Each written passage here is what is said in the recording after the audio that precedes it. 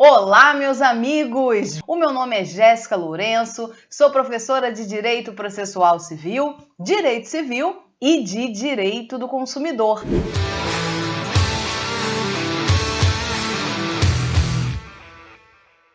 Nesse nosso momento de estudos, irei tratar com vocês a respeito de alguns tópicos importantes em processo civil para a sua prova. Dentro disso, vamos tratar aqui de itens de alta relevância para a prova que você vai enfrentar. Então, vem comigo, vamos direto ao que interessa. Olha aqui comigo, pessoal. Primeiro ponto que eu quero tratar com vocês diz respeito a intervenções de terceiros. Dentro de intervenções de terceiros, vocês precisam relembrar primeiro o quê?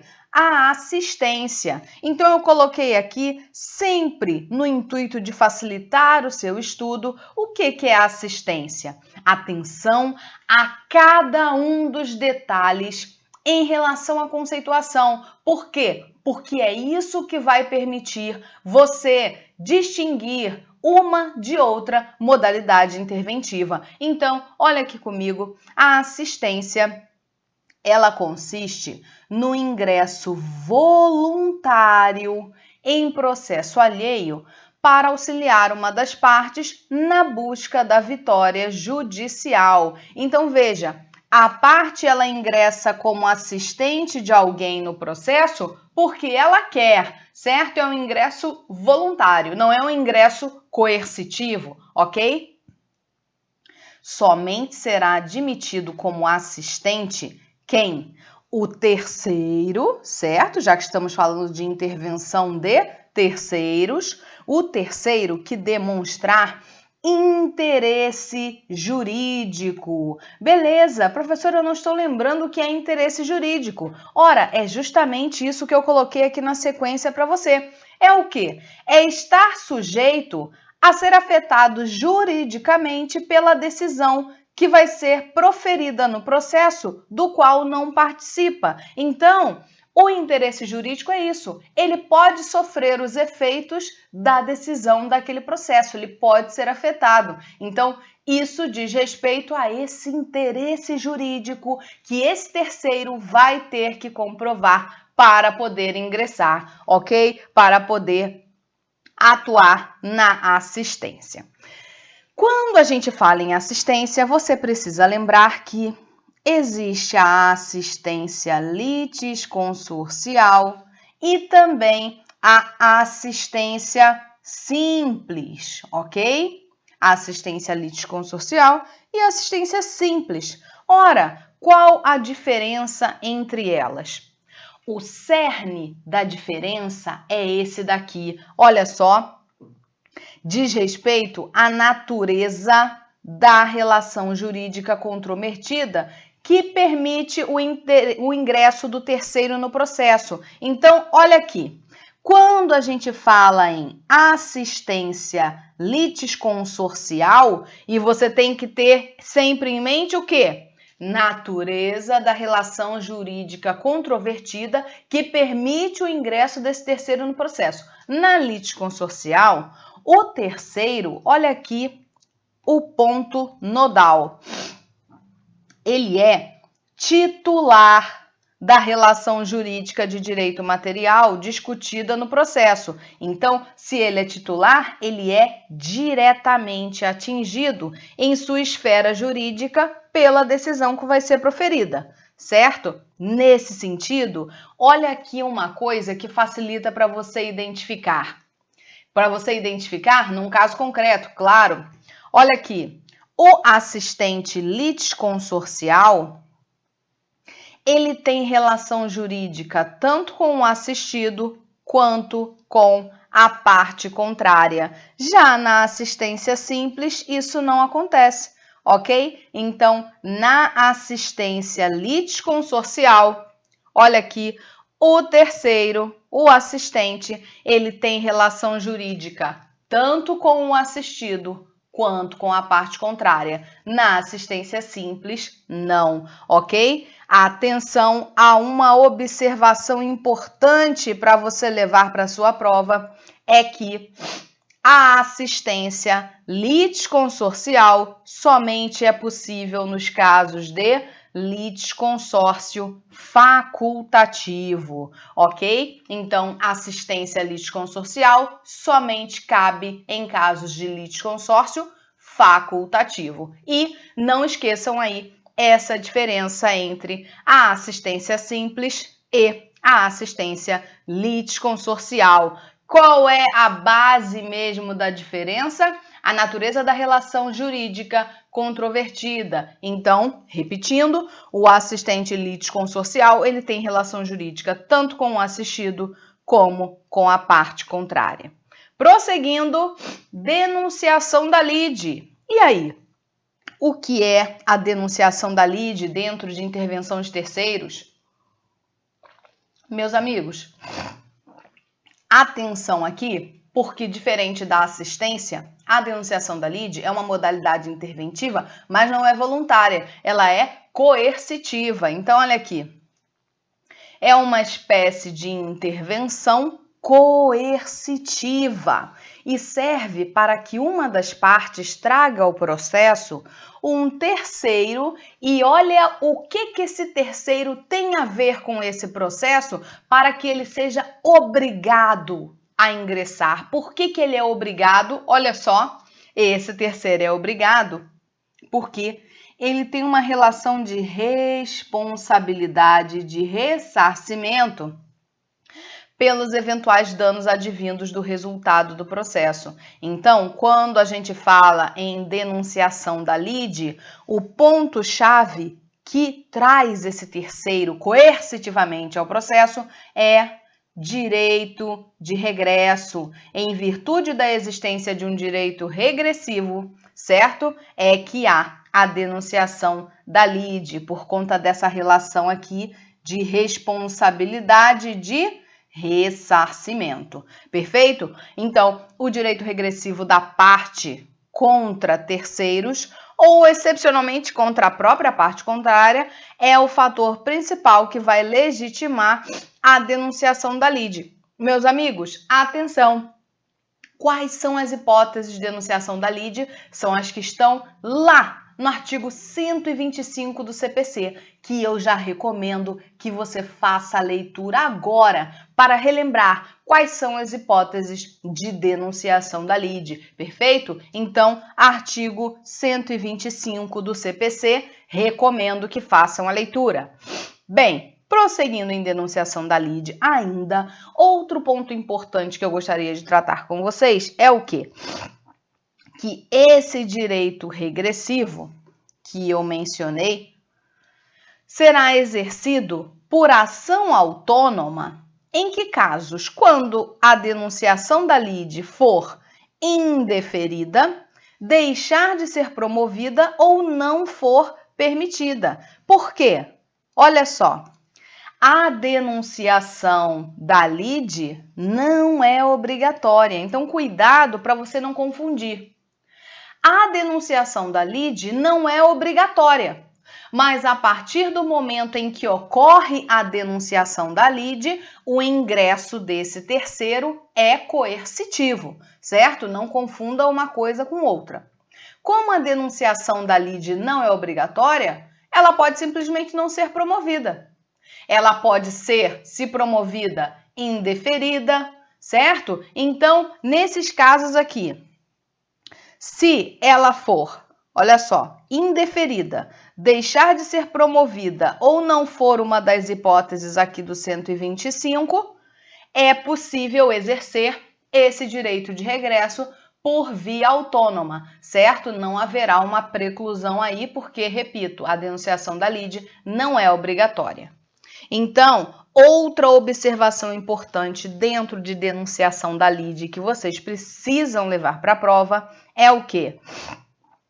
É admitida a denunciação da lide sucessiva.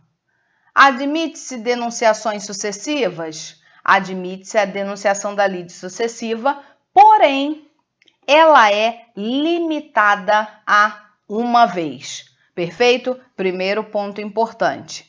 Segundo ponto importante. O primeiro, atenção aqui, tá? É a admissão da denunciação da lide sucessiva. Agora é uma vedação. Vedação ao quê? Olha só. Vedação à denunciação da lide per saltum. É vedada a denunciação da lide per saltum, ou seja, a denunciação deverá ser feita ao alienante imediato. Admite-se a denunciação sucessiva limitada a uma vez, mas a denunciação per saltum, saltando os alienantes, digamos assim, ela é vedada, ou seja, qual é o resultado prático? A denunciação deverá ser feita ao alienante imediato. Perfeito? Prosseguindo, chamamento ao processo, mais uma modalidade interventiva. Vamos ver aqui. O chamamento ao processo tem ligação com situações de garantia simples. Então, falou em chamamento ao processo, o que você vai puxar aí do seu HD mental? O que permite o chamamento ao processo são situações de garantia simples, nas quais se verifique uma coobrigação gerada pela existência de mais de um responsável pelo cumprimento da obrigação perante o credor, ou seja, situações efetivas de garantia simples. Então, temos ali mais de uma pessoa obrigada em relação àquela obrigação. Temos co-obrigados em relação a um credor. Nesse caso, é possível que um desses co-obrigados chame os outros, o outro. Por quê? Porque eles têm aí uma situação de garantia. Temos pessoas co-obrigadas. Quais são as hipóteses? As que vocês vão fazer a leitura agora, lá no artigo 130 do CPC. Mas a chave para o chamamento ao processo são situações de garantia simples, pessoas coobrigadas, ou seja, temos mais de um responsável pelo cumprimento da obrigação perante o credor. Então, não confundir com denunciação da lide, porque a denunciação da lide tem outra raiz, certo? A denunciação da lide, ela está ligada a direito de regresso e não que, na verdade, o denunciado seja um coobrigado em relação a uma obrigação. Não é o caso, ok? Então, não confundir. Por isso é importante você ler as hipóteses de denunciação da lide do artigo 125 e as de chamamento ao processo do artigo 130, certo? Agora, outro importante é o incidente de desconsideração da personalidade jurídica. Ora, quando a gente fala do incidente de desconsideração da personalidade jurídica, o que você tem que lembrar? Que ele é o instrumento que é utilizado para a desconsideração da personalidade jurídica, de forma incidental. Então, veja, atenção, artigo 50 do Código Civil, permitindo a desconsideração da personalidade jurídica nos casos em que há desvio de finalidade ou abuso da personalidade propriamente dito, seja por meio do desvio de finalidade ou não. Então, para ficar mais claro ainda, olha aqui, vamos lembrar, se houver abuso da personalidade jurídica, seja por desvio de finalidade ou por confusão patrimonial, o juiz, a requerimento da parte ou do Ministério Público, quando lhe couber intervir no processo, pode desconsiderá-la para que os efeitos de certas e determinadas relações de obrigações sejam estendidos olha aqui, aos bens particulares de administradores ou sócios da pessoa jurídica, beneficiados direta ou indiretamente pelo abuso. Então, se existe a percepção de que a pessoa jurídica está sendo utilizada com abuso da sua personalidade, seja havendo um desvio de finalidade ou uma confusão patrimonial, é cabível ao Instituto da desconsideração da personalidade jurídica, que é episódica, que é pontual, que é temporária, ok? Então, dentro disso, temos o incidente de desconsideração da personalidade jurídica. Ele será instaurado a pedido da parte ou do Ministério Público quando lhe couber intervir no processo, em consonância com o que dispõe lá o Código Civil em seu artigo 50, ok? É cabível em todas as fases do processo de conhecimento, cumprimento de sentença e execução fundada em título executivo extrajudicial. Atenção! Ponto importante aqui, tá?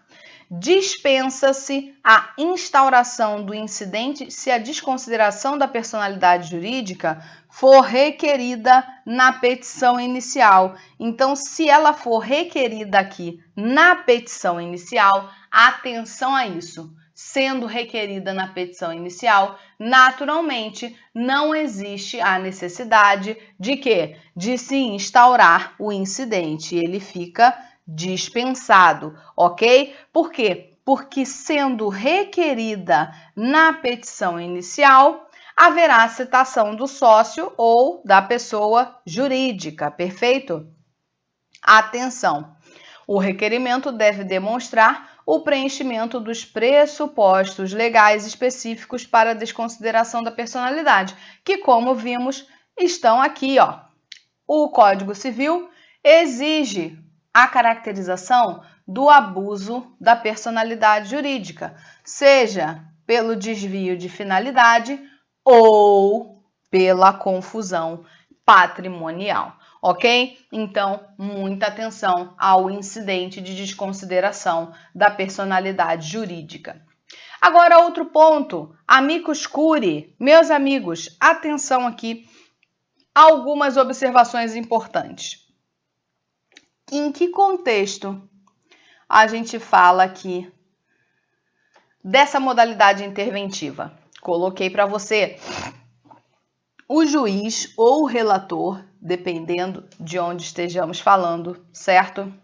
Considerando relevância da matéria, especificidade do tema, objeto da demanda, ou, não é ou, a repercussão social da controvérsia, de ofício ou a requerimento das partes, ou de quem pretenda manifestar-se, solicitar ou admitir a participação de quem?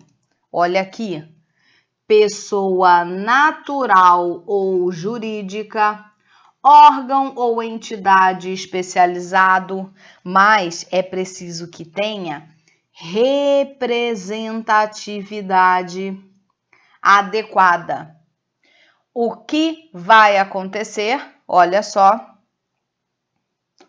vai promover a sua intimação no prazo de 15 dias, ok? No prazo de 15 dias de sua intimação. Então, olha aqui, vamos ler novamente o juiz ou relator, considerando a relevância da matéria, a especificidade do tema, objeto da demanda ou a repercussão social da controvérsia, de ofício ou a requerimento das partes ou de quem pretenda manifestar-se, solicitar ou admitir a participação de pessoa natural ou jurídica, órgão ou entidade especializada com representatividade adequada no prazo de 15 dias de sua intimação. Então, pontos importantes.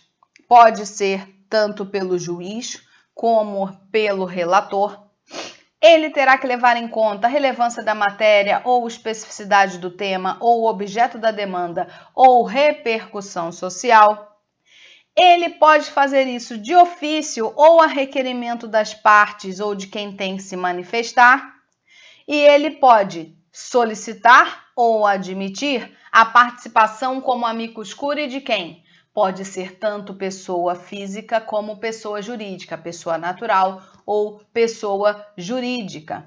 Órgão ou entidade especializada, mas vai precisar preencher o requisito da representatividade adequada. E o mais importante disso tudo é que essa decisão do juiz aqui ou do relator, ela é irrecorrível, ok? Irrecorrível.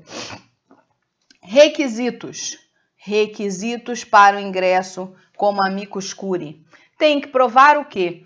A representatividade adequada, já que é um dos requisitos. E, afinal, o que é a representatividade adequada? Ora, ele tem que provar que a razão de sua intervenção e de que maneira seu interesse institucional se relaciona com o processo, mostrar que a sua representatividade é adequada. Em outras palavras, é exatamente isso, como coloquei aí, ou seja, a razão de sua intervenção e de que maneira seu interesse institucional se relaciona no processo. Atenção!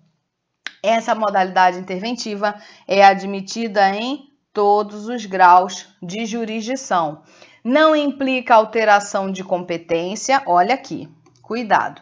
Não implica alteração de competência, nem autoriza a interposição de recursos. Mas existe exceção? Claro, existe exceção. Quais? Oposição de embargos de declaração e recurso da decisão que julgar o incidente de resolução de demandas repetitivas, ok? Então, atenção aí em relação a isso, para não confundir com essa decisão aqui, que é irrecorrível. Que decisão? Essa que solicita ou admite a participação do amicus curiae. E quando fala aqui que essa participação não admite interposição de recursos, essa é a regra, certo? Tirando o quê? Oposição de embargos de declaração e recurso da decisão que julga o incidente de resolução de demandas repetitivas, ok? Prosseguindo, meus amigos, fechando então essa parte dos pontos que eu queria tratar com vocês em relação à intervenção de terceiros, vamos falar aqui sobre alguns pontos importantes dentro de tutela provisória. Ora, dentro de tutela provisória, existem uma série de terminologias que muitas vezes são confundidas. E agora você vai relembrar e não vai mais confundir, vai acertar na prova. Então, quando a gente fala em tutela provisória, ela é de fato uma tutela que é provisória, é proferida mediante cognição sumária, ou seja, o juiz não se aprofunda nas questões para deferir essa tutela ou não. Então, a cognição sumária é fundada em juízo de probabilidade, já que o juiz, ao concedê-la, ainda não tem acesso a todos os elementos de convicção, certo? No entanto, cuidado aqui. Observação importante. De forma excepcional, essa tutela pode ser concedida em sentença. E se ela é concedida em sentença, é porque houve cognição exauriente. Então, aqui temos uma diferença, certo? Quando essa tutela é concedida em sentença, estamos diante de uma cognição exauriente, diferente da tutela provisória propriamente dita, que é a sua raiz, a sua essência, ter a cognição sumária, ok? Como eu fiz questão de ressaltar, por mais óbvio que pareça, a tutela provisória, ela não é definitiva. Ela vai conservar a sua eficácia na pendência do processo, mas pode a qualquer tempo ser revogada ou modificada, ok? Vale lembrar, é claro que, exceto se houver uma decisão judicial em contrário, Essa tutela provisória vai conservar a sua eficácia durante período de suspensão do processo, mas a regra é a sua provisoriedade, a regra é que ela conserva a sua eficácia num período de suspensão do processo, mas admite a possibilidade de uma decisão judicial decidindo em contrário, ok? Quais são as espécies de tutela provisória? Ora, podemos falar de tutela de urgência e tutela de evidência. Quando a gente fala em tutela de urgência, temos duas. A tutela cautelar, que tem característica conservativa, preventiva, e a tutela antecipada, que tem característica satisfativa. Então, isso aqui, tutela de urgência. E temos a tutela de evidência, previsão legal, artigo 311 do CPC. Quando a gente fala em tutela de urgência, ela é sempre fundada em periculum in mora. Lembrando que é mesmo periculum in mora a situação de risco ou de perigo iminente à efetividade do processo ou ao próprio direito material, certo? Então, probabilidade do direito, fumus boni iuris, mais o perigo de dano ou risco ao resultado útil do processo, periculum in mora, ok? Então, tutela de urgência sempre está atrelada ao periculum in mora necessariamente. E fumus boni iuris, probabilidade do direito, está sempre presente numa tutela provisória. Por quê? Porque ela é concedida em cognição não exauriente, certo? Em cognição sumária. Então, naturalmente, ela é concedida dentro de uma probabilidade do direito. Agora, o que diferencia a de urgência da de evidência é a presença ou não necessária do periculum in mora. Por quê? Na tutela de urgência é fundamental, sempre fundado em periculum in mora. Já quando a gente fala em tutela de evidência, ela não exige o periculum in mora para sua concessão. Ela é baseada apenas no fumus boni iuris. Por quê? Porque existe uma grande evidência da existência daquele direito. É uma probabilidade muito maior do que quando você comparada a probabilidade da existência daquele direito na tutela de urgência. Digamos que seria uma espécie de fumus boni iuris mais forte. É um alto grau de probabilidade da existência do direito. Tutela de evidência. A probabilidade da existência daquele direito está mais evidenciada. Seria, em outras palavras, isso, ok? Bom, dentro desse quadro, as tutelas de urgência podem ser concedidas em caráter antecedente ou incidental, ok? Tanto a cautelar como a antecipada. Já a tutela de evidência, somente em caráter incidental, ok? Então, não esqueça isso, cuidado para você não confundir. E outro ponto importante que eu queria falar aqui é que a tutela provisória de urgência, ela será antecedente quando requerida antes do pedido principal. Tutela de urgência antecedente antes do pedido principal, ok? Dentro disso, cuidado!